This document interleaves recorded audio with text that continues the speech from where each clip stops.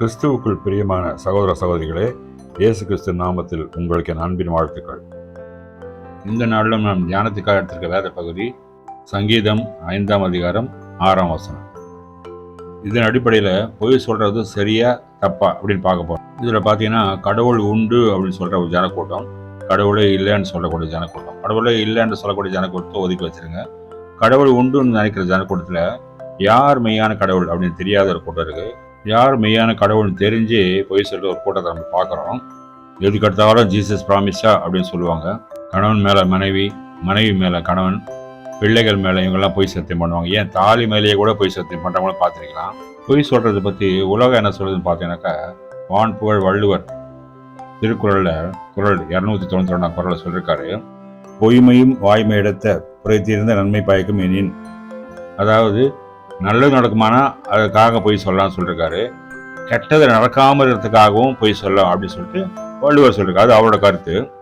நம்ம வேதத்தில் பார்க்கலாம், ஆபிரகாம் சாராளை சொந்த மனைவி அப்படின்னு சொல்லாமல் சகோதரின்னு சொல்கிறாரு. ஒரு வகையில் சகோதரி இருந்தாலும் அந்த ஊருக்கு பயந்து என்ன சொல்கிறாரு, அந்த ஊர் தேவ பயம் இல்லாத ஊர், அதனால் பெண்களை அவங்க கடத்திட்டு போகிறதுக்காக ஆண்களை கொண்டு போட்டு அப்படி எடுத்துட்டு போட்டான்னு சொல்லிட்டு அவருக்கு உயிருக்கு பயந்து என் சகோதரின்னு சொல்லுன்னு சொல்லிட்டு சாராட்ட ஆபிரகாம் சொல்றாரு. அதே மாதிரி ஈசாக்கும் தன் மனைவி ரெபேக்கால சகோதரின்னு சொல்றாரு. இதெல்லாம் மனுஷங்களுக்கு பயந்து அவங்க உயிரை காப்பாத்துறதுக்காக சொன்ன பொய். ஆனா வேத புஸ்தகத்துல சங்கீதம் 5ஆம் அதிகாரம் 6ஆம் வசனத்தை பார்க்கிறோம், பொய் பேசுகிறவர்களை கர்த்தர் அழிப்பீர் அப்படின்னு சொல்லப்பட்டிருக்கு. அதாவது தண்டிப்பீர், மன்னிப்பீர் சொல்லப்படல, சபிப்பீர் அப்படின்னு சொல்லப்படல, அழிப்பீர் அப்படின்னு சொல்லப்பட்டிருக்கு.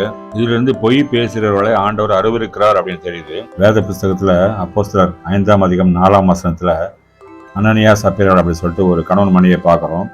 பேதுரு அப்போஸ்தலர் கிட்ட அவங்க எல்லாரும் வந்து ஊழியம் செய்கிற எல்லாரும் தங்களை சொத்தை விற்று காணியாட்சி விற்று கொண்டு வந்து அவர் பாதத்தில் வைக்கிறதா பார்க்குறோம். அப்போ அனனியா தான் விற்ற சொத்துல ஒரு பங்கு எடுத்து ஒழிச்சு வச்சுட்டு இவ்வளவுதான் வித்தான்னு சொல்றாரு. ஆவியில பேதுரு அதை உணர்ந்து கேட்கிறாரு, இவ்வளவுதான் வித்தீங்களான்னு கேட்கறாரு. ஆமான்னு சொல்றாரு. அப்ப பேதுரு சொல்றாரு, நீ மனுஷனிடத்துல இல்ல தேவனிடத்துல போய் சொன்னாய் அப்படின்னு சொன்ன உடனே அனனியா விஷயம் வெளியே தெரிஞ்சு சொன்ன உடனே அங்கேயே விழுந்து உயிரை விடுறான். சுமார் 1 மணி நேரம் பொறுத்து அவனோட மனைவி சப்பீராலும் வரா, அவளும் அதே போய் கண்டினியூ பண்றான்.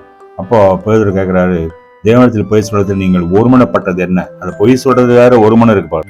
அந்த மாதிரி ஒருமனம் நம்ம ஜபிக்கும் போதோ அது குடும்பமா ஜபிக்கும் போதோ குடும்ப ஜபத்துல அந்த ஒருமனம் இருக்கிறதே கிடையாது.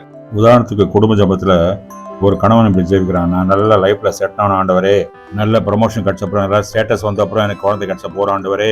அதே மாதிரி மனைவி ஜெபிக்கும் போது என் நிந்த நீங்கணும், அவமானம் மாறணும், மாட்டுத்தன்மை மாறணும், ஆண்டவரே எனக்கு உடனே குழந்தை வேணும் அப்படின்னு சொல்லி ஜெபிப்பாங்க. அதே மாதிரி வீட்டில் இருக்க தாத்தா பாட்டி எனக்கு பேரன் வேணும் ஒருத்தர் ஜெபிக்கிறாங்க, பேத்தி வேணும் ஒருத்தர் ஜெபிக்கிறாங்க. அப்போ ஆண்டவர் யாரோட ஜபத்தை கேட்பாரு. இந்த மாதிரி ஒரு ஜபத்துல கூட ஒருமனை இல்லாதனால தான் நம்ம ஜபத்துக்கு பதில் வர்றதுக்கு ரொம்ப காலதாமதம் ஆகுது. ஆமாண்டவரை, இந்த நாளிலும் பொய் பேசுகளை அழிப்பீர், அருவருப்பீர் இந்த வசனப்படி பேசினக்க நன்றி ஆண்டவரை. இந்த உண்மையுள்ள மனுஷன் பரிபூர்ண ஆசீர்வாதங்களை பெற்றுக்கொள்வான் என்ற வசனத்தின்படி அப்பா நாங்கள் உண்மைக்கு உண்மையாக இருந்து ஆண்டவரை ஆசீர்வாதங்களை பெற்றுக்கொள்ள கிருபை செய்ய வழிநடத்தும் ஆசீர்வதியும். இயேசு கிறிஸ்து நாமத்தில் ஜெபிக்கிறோம் ஜீவனுள்ள நல்ல பிதாவே, ஆமென்.